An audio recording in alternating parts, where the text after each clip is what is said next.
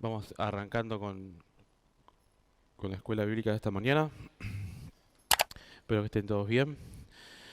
Eh, Arrancamos con una oración.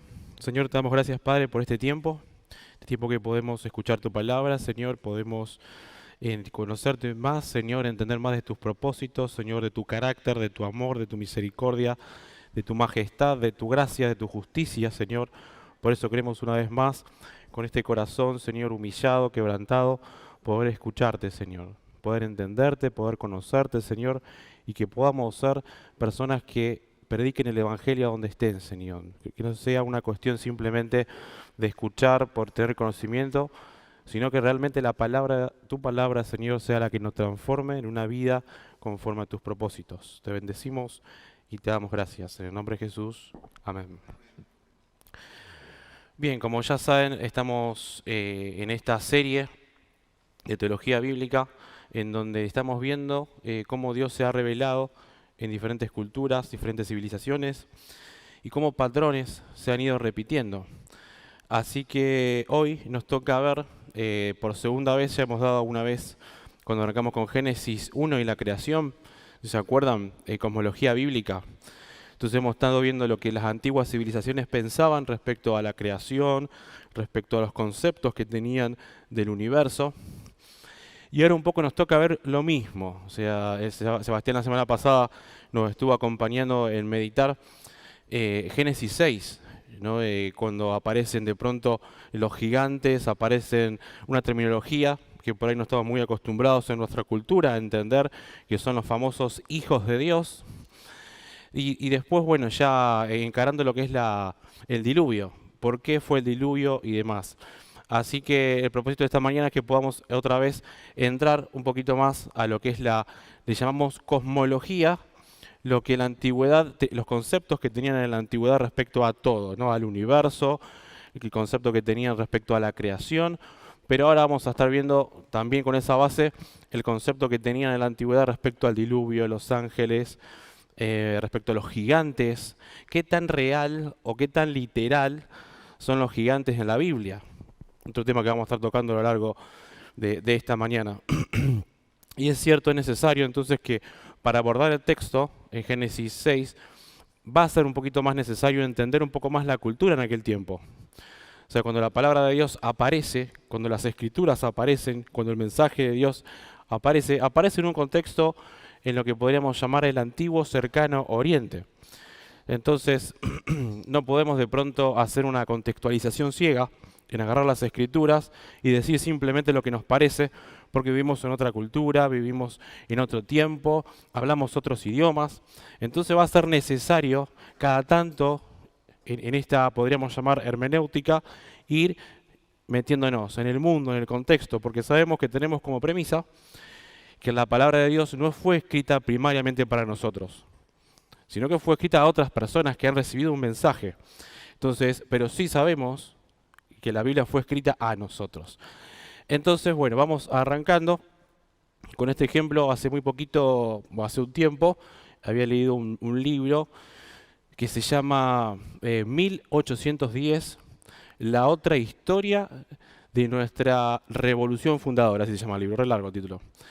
El autor es un historiador conocido argentino, se llama Felipe Piña, y él antes de contar nuestra historia sobre la Revolución de Mayo, este historiador le pareció conveniente arrancar todo lo que fue la revolución en su contexto mundial, para que podamos entender qué fue lo que se fue gestando en el mundo, para que en nuestras tierras realmente haya una revolución, ¿no? Entonces vemos en la historia que aparece batallas, en estas narrativas que hace este historiador en este libro, batallas entre Portugal y Brasil, Estados Unidos e Inglaterra, a su vez Inglaterra contra los españoles, España en nuestras tierras, y batallas una y otra vez que de pronto cuando llegamos a la Revolución de Mayo, entendemos un poquito mejor por qué fue que se fue gestando y se fue dando esto en nuestras tierras, ¿no? Entonces un poco la dinámica tiene que ver con esto, entender lo que en aquel tiempo, o el impacto que hubo en aquel tiempo,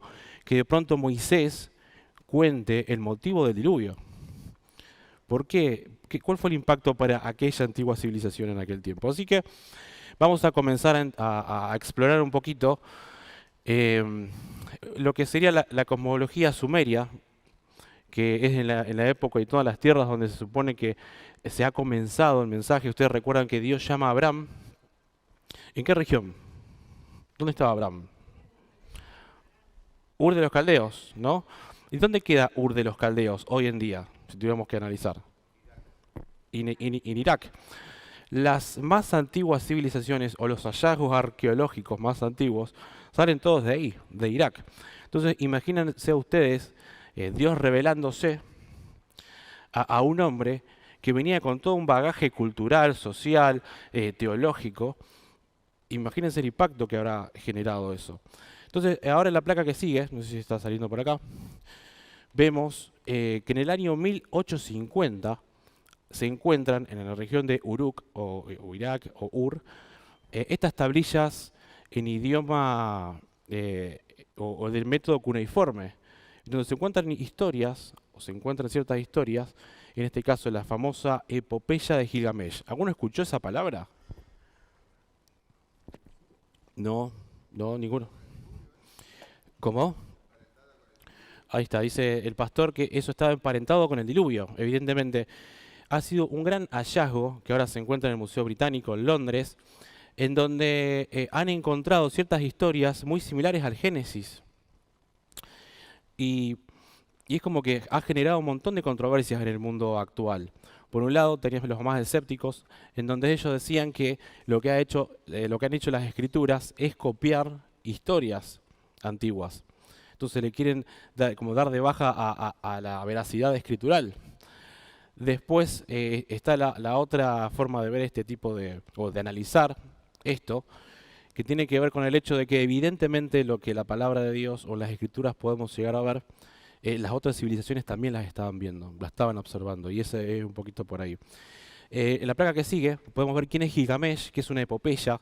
Esta en el año 1870 se ha encontrado, en 1850 se encontró estas tablillas, y 20 años después la empezaron a analizar y a encontrar y a entender este idioma acadio, que era la antigüedad, lo que quiere decir la historia. Ha sido de mucha sorpresa, evidentemente, todo esto.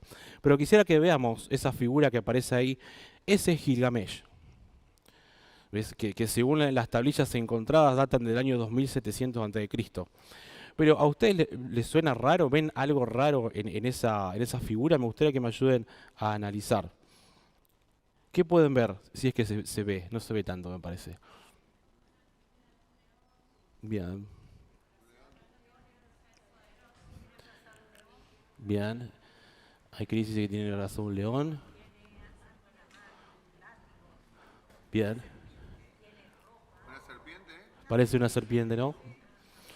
Entonces, parece que, como dicen ustedes, que tienen en una mano un león y el otro parece un látigo, decían, pero evidentemente es una serpiente.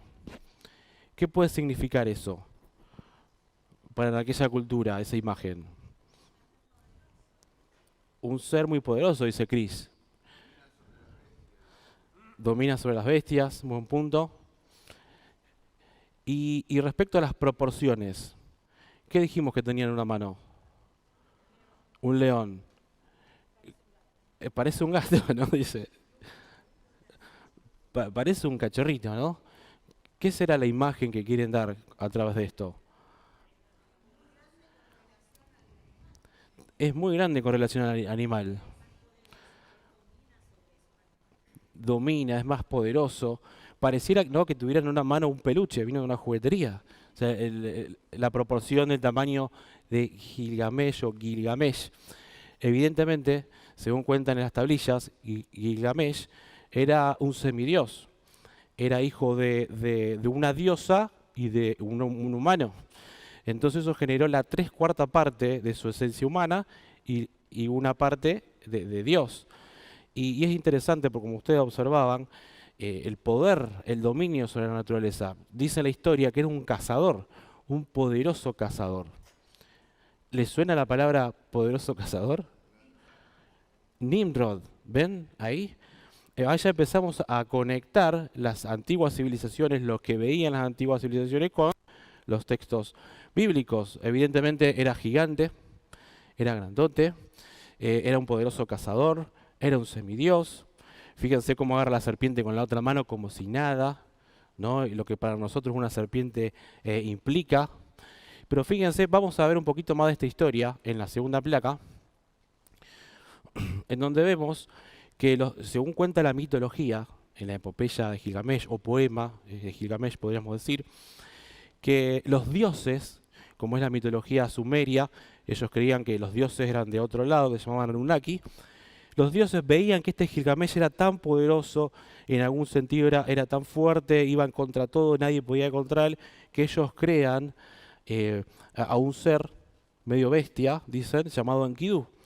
Y si ustedes ven en la imagen, sería a mi derecha o a su izquierda, hay como una batalla. Si bien parece que están bailando un tango, en realidad están peleando ellos, porque evidentemente Enkidu pelea con Gilgamesh, con este gigante.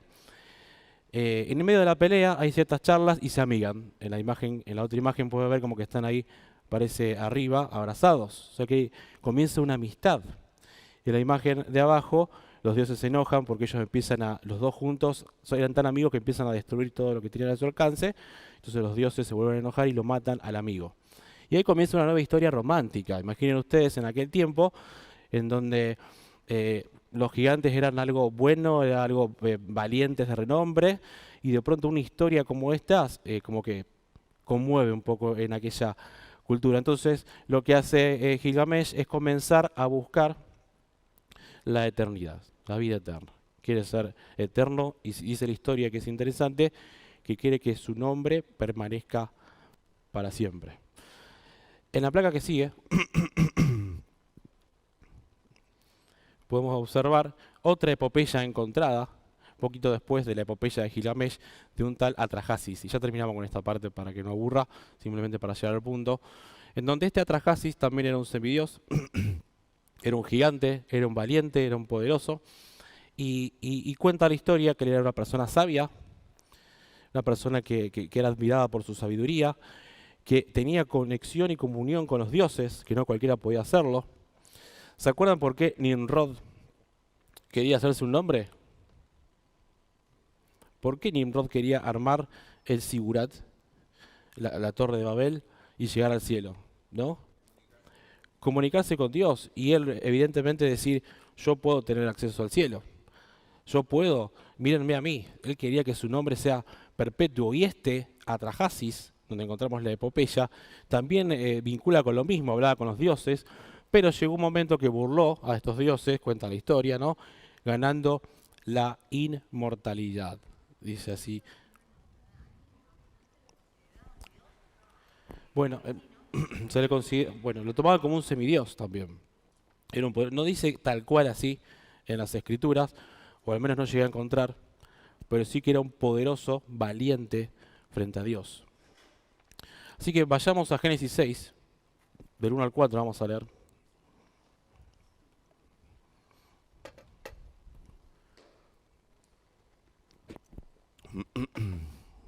Vamos a tratar de no detenernos mucho en historia, pero bueno, el tema de cosmología nos lleva a entender un poco las culturas.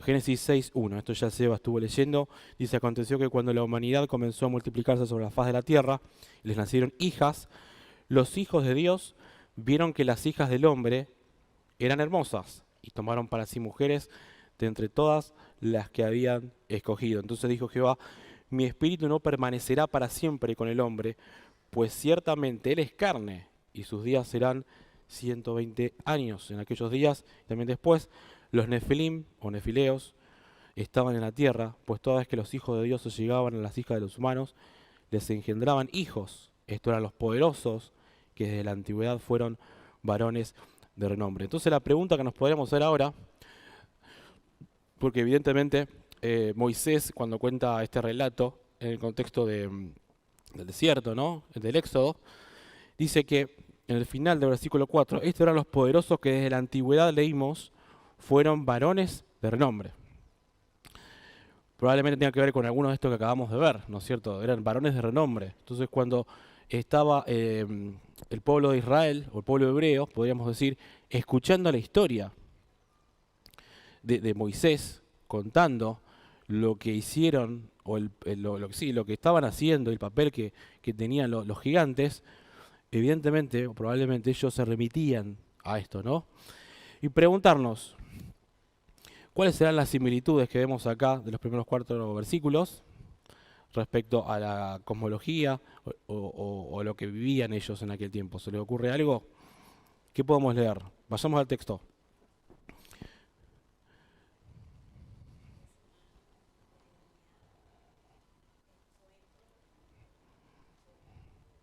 Mm,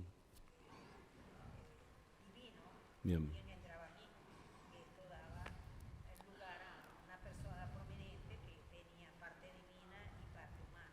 bien. Bien, uno de los puntos que dice la hermana es que aparecen seres espirituales, divinos, dioses, y han tenido encuentro con la parte humana, natural, y han engendrado los gigantes. Bien, ¿algo más?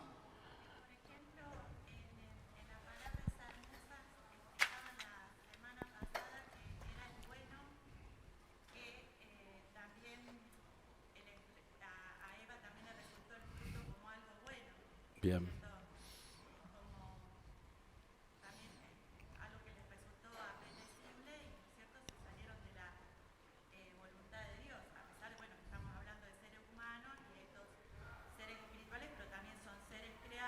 sí.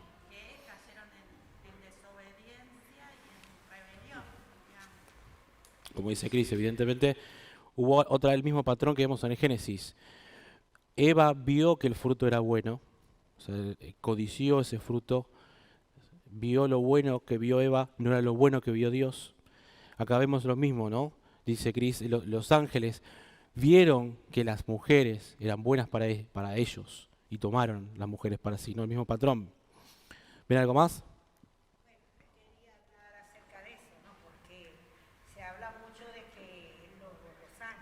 Mm,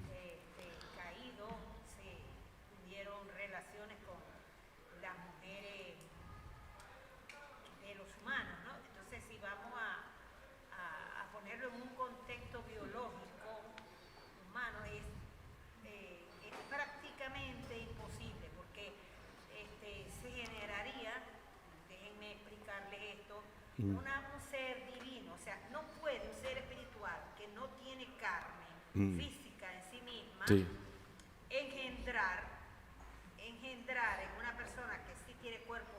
ujú, mm, entiendo la posición. Mm,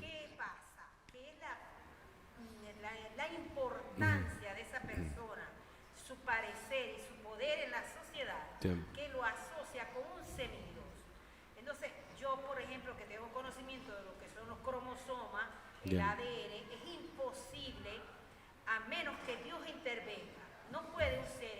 bien, bien,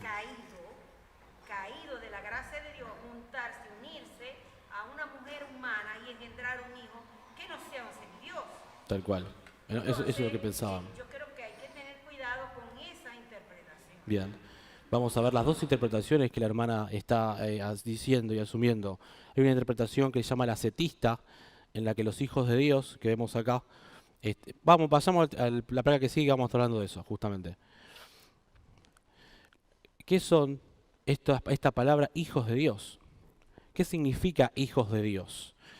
Eh, a lo largo de todas las escrituras vemos, bueno, acá tengo 5 pasajes que aluden a hijos de Dios y están como que asumiendo que son un cierto grupo, podríamos decir, específico.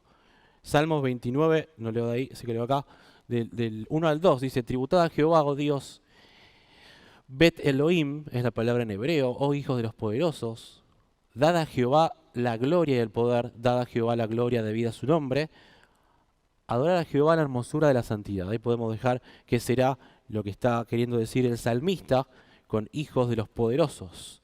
Salmos 89:6 dice, porque ¿quién en los cielos se igualará a Jehová?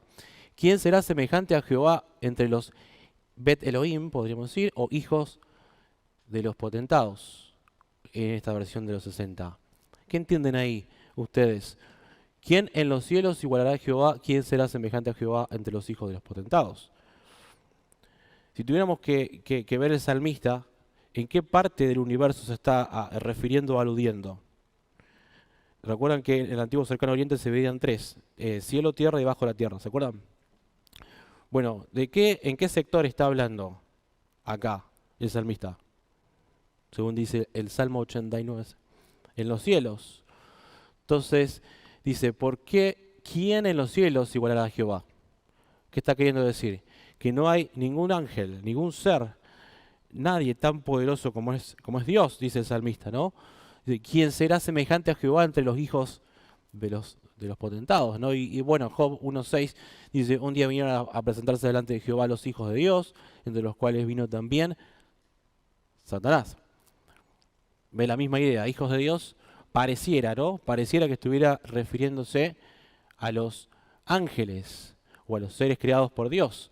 ¿Dónde estabas tú, Job 38.4, cuando fundabas la tierra, cuando daban todas las estrellas del alba y se regocijaban todos los hijos de Dios? Ven ahí otra vez, pareciera lo mismo. Aconteció Job 2.1, que otro día vinieron los hijos de Dios, otra vez Bet Elohim, para presentarse delante de Jehová, y Satanás vino también entre ellos a presentarse delante de Jehová. En la placa que sigue vamos a entender un poquito mejor la terminología, tal vez darnos un poquito más de luz, de hijos de Dios. Néstor. Estaba pensando en esto de los ángeles, Sí. espirituales, que no pueden tener relaciones, pero en otros pasajes, por ejemplo, cuando los ángeles visitan a Lot, obviamente tenían cuerpo, porque dice que entraban a la casa, le dieron de comer, Sí. lavaban sus pies.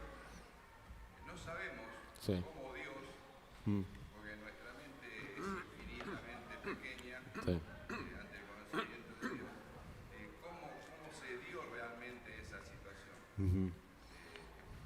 Así que bueno, Ahí vemos otro ejemplo, ¿no? O sea, los ángeles podían tomar forma humana. No especifica la Biblia y la idea es, tampoco es preguntarnos si la palabra de Dios quiere que nos detengamos mucho en esto, a pensar, o es el propósito primario. Creo que estamos de acuerdo que no. Pero esto va a ser un empuje para entender en la antigüedad lo que la palabra de Dios, el impacto generó ahí. Carlos, ¿quieres decir algo? en el arte de la Edad Media se le puso a los ángeles alas, pero en el texto bíblico solamente vemos en la visión de Isaías 6 Sí. y no eran ángeles, eran serafines. Eran serafines, Quiere es decir que, cierto. como dijo Néstor en Génesis 19, ahí la visita a Lot y luego la visita a Abraham, se podrían confundir con seres humanos, no lo eran, ¿no? Evidentemente, sí. Aaron también la escritura dice, no me acuerdo exactamente dónde está, pero creo que dice que muchos hospedaron ángeles. Bien. Hospedaron ángeles, hospedaron con un cuerpo humano. Era un cuerpo humano, o sea, no podías distinguir a ciencia ciertas primera mano. Bien, o sea, puede haber una conexión ahí que se identifique con la historia antigua y lo que las antiguas civilizaciones veían. Era parte de la cultura y de la civilización. Veamos que la terminología hebrea, vemos en Esdras, en Lamentaciones, en Ezequiel, dos textos, Segunda Reyes, Segunda Samuel, donde se tratan mucho esta terminología de hijos de o hijas de. Hijos de Belén, serían habitantes de Belén, hijas de la ciudad, mujeres residentes de la ciudad. ¿Ven? Cuando dicen hijas de Edom, es porque se refiere a un grupo perteneciente a los edomitas o a la tierra de Edom, ahí cerca de Israel. Hijos de Egipto son los habitantes de Egipto, y así hijos de los profetas, hijos de la humanidad, son miembros de la raza humana, según Samuel. Cuando dicen hijos de la humanidad se refieren a la identidad con la raza humana. Bueno, y así en cada caso el plural hijos e hijas de o clase se refiere a las personas que son miembros de un grupo y califica de alguna manera su identidad. Por eso en Génesis 6, 1 y 2 encontramos hijas de la humanidad, serían hijas humanas, e hijas de Elohim, seres de Elohim, es decir, seres espirituales. Entonces pareciera que es coincidente con la historia antigua y que había un propósito por parte del diablo, del maligno, de querer tergiversar de algún modo la genética, que ese es el punto. Recuerdan que el pecado vino al mundo Pero después del pecado hubo una promesa al cual le llaman el protoevangelio, Génesis 3:15, que a través de la simiente de la mujer, a través de esta genética, de esta semilla, iba a venir el Salvador. Entonces imaginen toda la revolución que ha habido de querer mezclar. Y según el relato bíblico, ¿hubo más gigantes o no hubo más gigantes? Hubo más. David luchó contra un gigante. Varios. Muy bien. En aquellos días y también después. En aquellos días, ¿qué sería acá? Génesis 6. Do- ¿Cómo? Prediluvio. Y el otro posdiluvio. Cuando fue escrito esto, cuando fue dado por Moisés, ¿en qué momento era? ¿Antes o después del diluvio? Después del diluvio, ¿no? El texto, cuando fue dicho, ya había pasado todo esto, ¿no? Entonces dice antes y después, o sea que después hubo evidentemente gigantes y lo podemos ver en la placa que sigue. Ahí Samu pasa a la placa que sigue, en donde está la lista. Vemos unos versículos, lo vamos a leer rápido y lo pasamos. Dice, gigantes en la Biblia, Josué 12:4, dice el territorio de Og, rey de Basán, que había quedado de los refaitas, el cual habitaba en Astarot y en Edén. Ven Og, rey de Basán, esos eran, eran gigantes. Deuteronomio 3:11 dice, porque únicamente Og, rey de Basán, había quedado del resto de los gigantes. Fíjense cómo era la cama de un gigante. Su cama, una cama de hierro, no está en Rabá de los hijos de Amón. La longitud de ella es de 9 codos. Esto sería como la mitad más o menos. 4 metros y medio medía la cama de largo. Y su anchura de 4 codos. Más o menos 2 metros de ancho, según el codo de un hombre.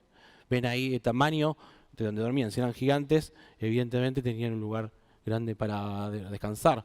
Segundo Samuel 21:20, después hubo otra guerra en Gat, donde había un hombre de gran estatura, ven ahí otra vez, el cual tenía 12 dedos en las manos y otros 12 en los pies, 24 por todos, y también era descendiente de los gigantes.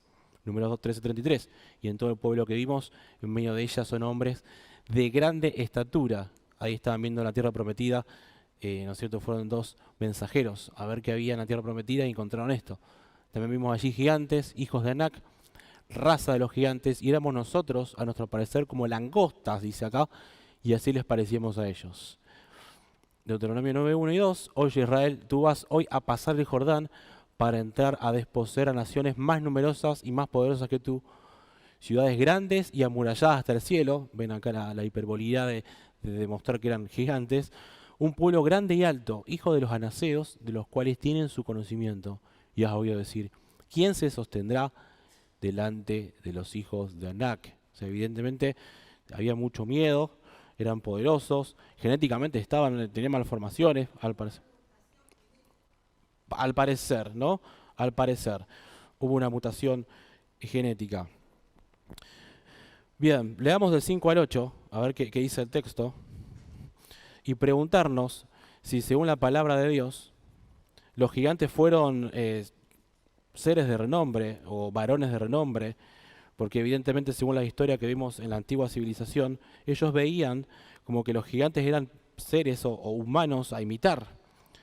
Generaba, por ejemplo, vimos en la epopeya de Atrahashi, que todos estaban contentos de que esta persona podía hablar con los dioses, contento de que era una persona sabia, pudo engañar. Gilgamesh era poderoso, era alto.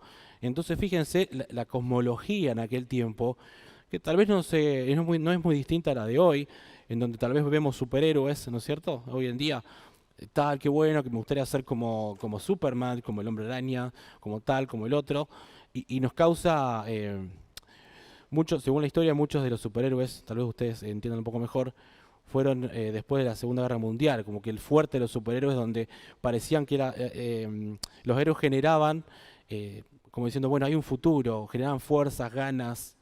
Entonces, evidentemente en la antigüedad, los héroes estos de renombre eran algo bien visto para aquel tiempo. Entonces quisiera que veamos la diferencia acá, lo que ve la palabra de Dios respecto a los gigantes.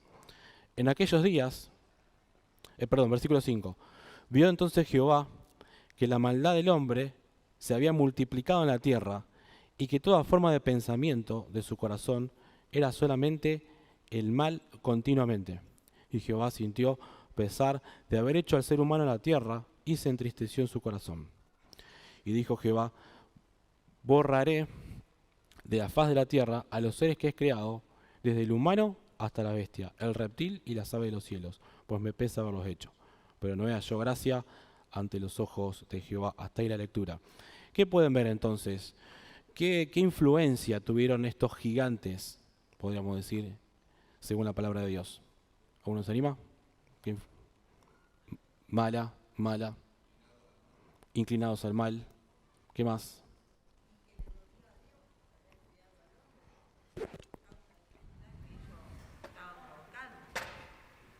Bien, la maldad es... ¿Me recuerda su nombre, hermana? Estela, la hermana Estela dice que evidentemente lo que hacían los gigantes es impulsar más la maldad. ¿Ven la diferencia? ¿Qué más pueden ver? ¿Algo más?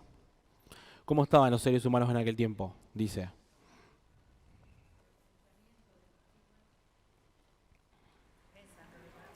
Pensando el mal. ¿Ven? Cuando por un tiempo, de ratos, cuando le venía la boleta de luz, como dice Leites, de continuo. ¿Ven? Dice, en su corazón de continuo estaba el pensamiento del mal. O sea, era todo el tiempo ellos tenían esto de pensar mal, toda la maldad que había generado en el momento.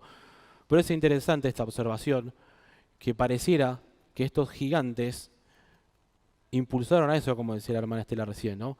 Impulsaron a que esto sea más, esto sea peor. O sea, lo que el mundo ve de bueno, de agradable, o para imitar, la palabra de Dios impacta en esta cultura diciendo, no, todo eso generó mal, generó lo peor, genera destrucción, genera todo lo contrario al diseño primario que teníamos de llenar la tierra, sojuzgarla, expresar la imagen de Dios en amor. Todo lo contrario, el gigante de Gilgamesh que vimos en la epopeya, lo que hacía era un cazador, destruía todo, no era algo bueno. Y es interesante porque todo comienza con esto, ¿no? Es como que potencia, por así decirlo. Entonces, como bien decían ustedes, el versículo 6, y Jehová sintió pesar de haber hecho al ser humano en la tierra, y se entristeció en su corazón. Tengo acá el texto en esta versión. La palabra entristecer, en el original es etzev. No sé si les suena por ahí algún momento que le hemos nombrado, qué significa etzev, que sale del raíz tzabón. ¿Cómo? Etzev, con S-E-T-S-E, B larga. ¿Se acuerdan cuando Jesús le dijo a Eva que con dolor iba a parir? La palabra que se utiliza ahí es hitzabón, que tiene que ver con una cuestión de angustia, algo más bien emocional. Entonces acá dice que Dios tuvo una angustia terrible por la maldad. No, se dolió, dice la Reina Valera, ¿no? Hay otra versión que diga otra palabra que sea más acorde. Bueno, ¿ven? O sea que hubo un dolor por el pecado que se había potenciado y todo ya iba de camino al fin, iba mal, iba mal. Veamos antes del diluvio la placa que sigue, ahora mejor dicho, veamos el diluvio. Ahí vemos que en la epopeya de Gilgamesh, donde encontramos la historia de este Gilgamesh, este poderoso cazador gigante, se encontró esta piedra, hace año 1870 también, en donde le llaman la tablilla del arca. Un tal Smith estaba en el Museo de Londres y empezó a unir este rompecabezas. Y de pronto cuando encontró, cuenta la historia, que cuando encuentra y une todas las piezas de la tablilla del arca, se da cuenta la similitud increíble que tenían los sumerios en la antigüedad con el diluvio. Entonces cuando él empieza y arma toda la tablilla, cuenta la historia, que el tipo sale desnudo al museo y empieza a correr diciendo, encontré la historia del diluvio en aquel tiempo, como estaba re loco el tipo. Entonces ahí cuenta que un tal Yurupak, que era como el Noé bíblico, también los dioses le dijeron de que venía un diluvio y entonces él zafó el diluvio, ¿no? Es la historia que cuenta ahí. No sé cómo sigue la placa que sigue, que no me acuerdo. Bueno, ahí vemos las diferencias y las similitudes que vemos en las historias antiguas y en las culturas respecto a esto. Yo lo voy a leer de acá, que lo tengo más cerca. Eh, Bien, similitudes especiales entre Génesis 6 al 9 y las tablillas de Gilgamesh. Por ejemplo, dice que una decisión divina de destruir la humanidad, eso condice en la historia antigua. Orden divina de construir un arca con dimensiones dadas, eso también condice. El héroe, en este caso, o Noé, cumple con lo que se le dijo. También dice comando para abordar el arca, también cumple con eso, con abordar el arca. Sube al arca con su familia y animales, condice con la epopeya de Gilgamesh. Cierre de la puerta del arca, descripción de la inundación, destrucción de la vida, conclusión de la tormenta. El arca encalla en una montaña, héroe abre una montaña, o Noé. Envío de la paloma y el cuervo. Fíjense la cantidad de puntos de similitudes que hay con la antigüedad, con las escrituras. Héroe sale del arca, héroe ofrece un sacrificio, deidad huele el sacrificio y la deidad bendice al héroe en la inundación. Veamos lo que no condice. Vamos a los primeros dos nada más. Los dioses se cansan del ruido y el desorden de la humanidad y toman una decisión precipitada, de que algunos dioses se arrepienten de destruir con el diluvio. Pero acá realmente, dice el texto, que ahora vamos a leer otra vez, Dios escucha el clamor que resulta de la corrupción moral y la violencia de la humanidad y ve su inclinación a arruinar su mundo. El otro punto, la asamblea de dioses intenta ocultar el plan de inundación de los humanos. O sea, la lógica es esta. Ellos creían en las civilizaciones antiguas que los dioses de manera emocional y de la bronca querían destruir el mundo. Eso era lo que ellos tenían en el concepto. Pero a través de su palabra podemos ver que lo que Dios está viendo, que el mal estaba propagándose y potenciándose cada vez más. Entonces Dios escucha el clamor de la gente que está sufriendo, dice de las sangres, ahora lo vamos a ver más adelante, y Dios responde a ese clamor. Veamos del versículo 9 al 13, y ya vamos a ir cerrando con la idea. 6 del 9 al 13.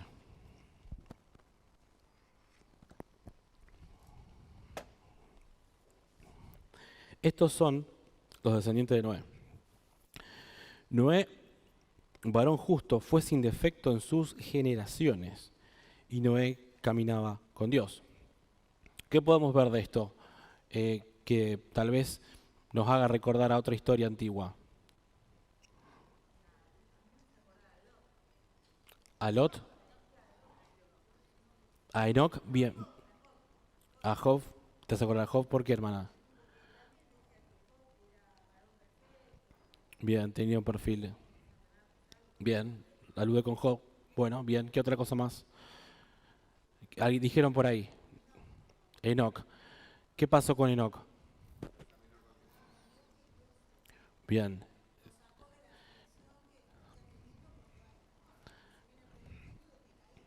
Ven, como dice la hermana Marta, hay cosas que se vienen repitiendo, la aflicción se viene repitiendo. Y lo que dice Enoch, que Enoch caminó con Dios. Entonces, ¿él probó la muerte o no la probó? En ese caso, no. Dios lo traspuso, fue traspuesto, ¿no? Igual que Elías, muy bien. Y en el caso de acá, Dios dice, Noé caminaba con Dios. Entonces, él no probó la muerte en ese momento, otro punto. ¿Alguno tiene algún comentario abajo que diga el nombre, el significado del nombre de Noé? ¿Uno sabe? ¿Tiene ahí como un comentario? ¿Vieron que en algunas Biblias te dice? Descanso, reposo, dice Marta. Evidentemente es como un consuelo, ¿no? Bien, ahora vamos a estar viendo eso. Estos son, leemos el versículo 9, los descendientes de Noé. Noé, varón justo. La palabra justo acá es tzedaká, tzedaká sería, no conozco el hebreo, pero el concepto tzedaká tiene que ver con que no era una persona justa con los demás, era una persona relacionable, era una persona bien vista, no era una persona egoísta, como en el caso del contraste que podemos ver con la civilización en aquel tiempo. Fue sin defecto, tengo en mi versión. La palabra sin defecto es tamim. O sea, no tenía mancha, no tenía quebradura, no tenía rajadura. Habla de una integridad tamim. Bien.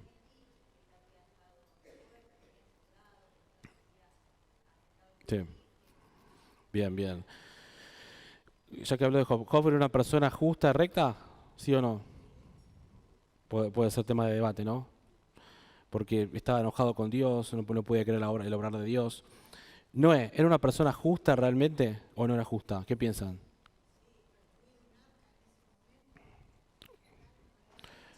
Bueno, evidentemente construir un arca demostró que él creía lo que Dios decía. Acá la palabra justa, como dice acá en el texto, significa una persona que era relacionada, bien relacionada, una persona buena, digamos, en ese sentido con los demás. Pero la palabra que vimos, tamim, es interesante porque Moisés, esto lo estaba viendo, que Moisés usa piedras de tamim, Moisés no, perdón, Salomón usa piedras de tamim para construir el templo.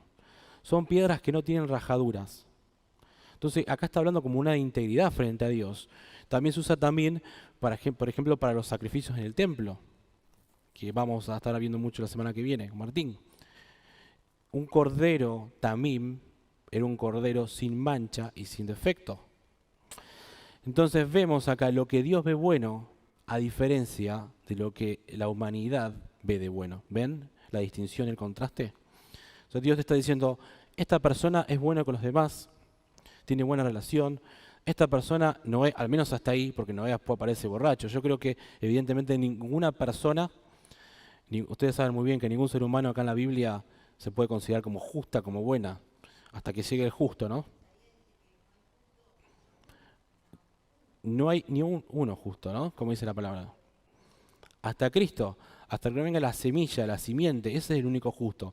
Pero en principio lo que podemos leer, que está dejando acá en las Escrituras, frente a una sociedad, una civilización que todo el mal lo vea como bueno, Dios dice, esto es bueno para mí. No son estos gigantes de renombre que para ustedes es bueno, esto no es bueno, esto es bueno. Esto es lo bueno. Esto es lo que yo veo el corazón, veo la fe, veo esto, ¿no?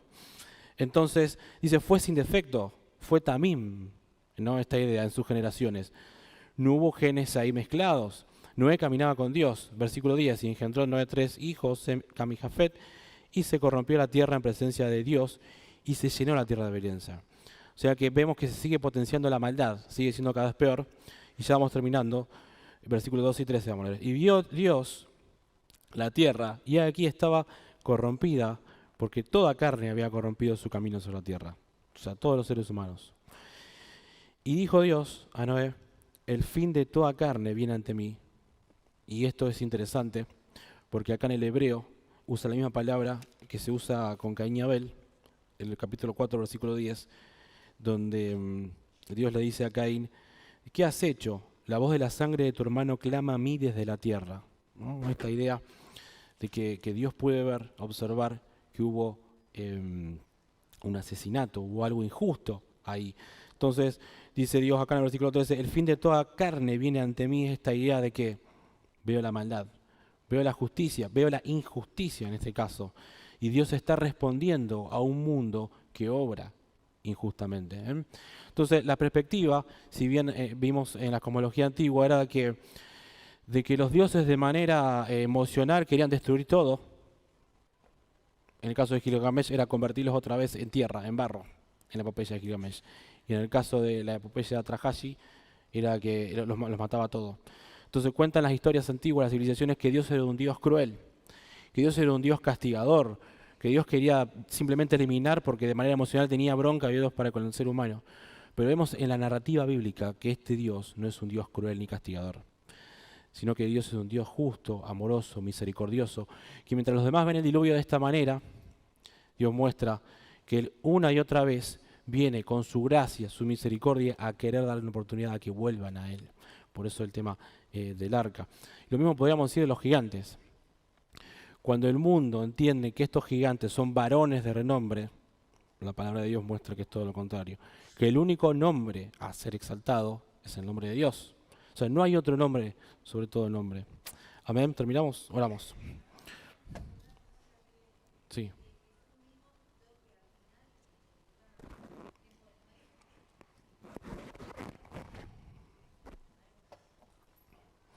Ujú. Tal cual. Va a venir un próximo juicio y, eh, como dice la hermana, va a ser el mismo tiempo de Noé. Ujú. Ujú. Siempre le revelaba, ¿no? Lo que iba a hacer.